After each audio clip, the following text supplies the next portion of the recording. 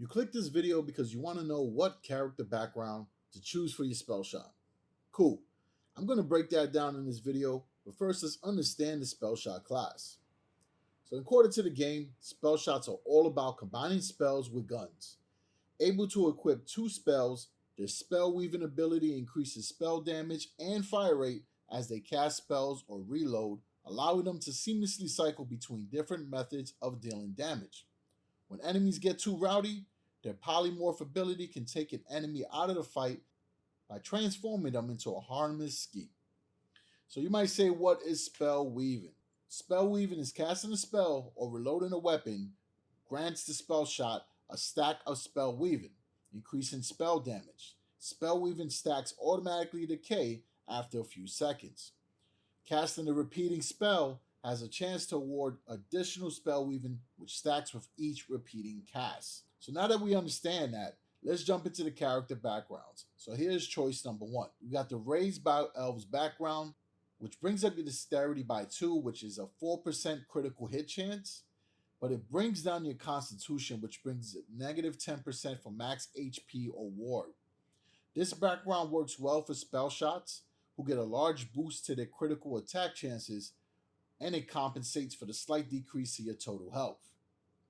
The next background is going to be the Fail Monk background.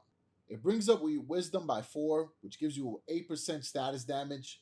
It brings up Intelligence by 2, which gives you a 2% spell cooldown, but it brings down Dexterity by -2, which is a -4% crit chance, and it brings down your Strength, which is a -5% critical attack damage.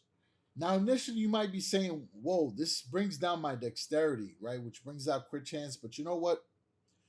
This background is ideal for magic users like Graveborns and spell shots. It will definitely boost your magic abilities, but it does bring down your critical damage, and it brings it down by a good amount.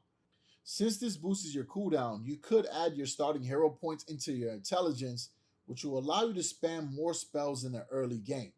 So that could be an advantage that appeals to some people. So that's why this background is a good choice as well. The last one is the Recovering Inventory Hoarder background. So it brings up your attunement by 5, which is a 5% skill cooldown. It brings up Intelligence by 2, which is a 2% spell cooldown, but it brings down Dexterity by 2, which is a -4% crit chance. It brings down Constitution by -2, which is a -5% max HP. So this background gives you a solid cooldown bonus, which makes it a great build for spell shots and spell wardens. And you also notice that the decrease to Constitution is less than the Raised by Elves background as well. So all 3 of these choices are pretty solid. You just need to figure out which playstyle will work for you. I went with the Failed Monk. I'll show you on the screen. I thought it was pretty cool to get the status damage, and I like the fact that I can also get the cooldown as well. It really sounded like a good build for spell shots, since they are kind of like mages, and since I added most of my points to intelligence, I'm going to have a ton of fun using a lot of spells in the early game. If you are a spell shot user, you can give some recommendations down below for new players that are joining the game. If you are using the Recovering Inventory Hoarder background or the Raised by Elves background, feel free to leave an allocation, your point breakdown when you start it, because again, it'll help out new players to the game. All right, so I appreciate all the support everyone's shown.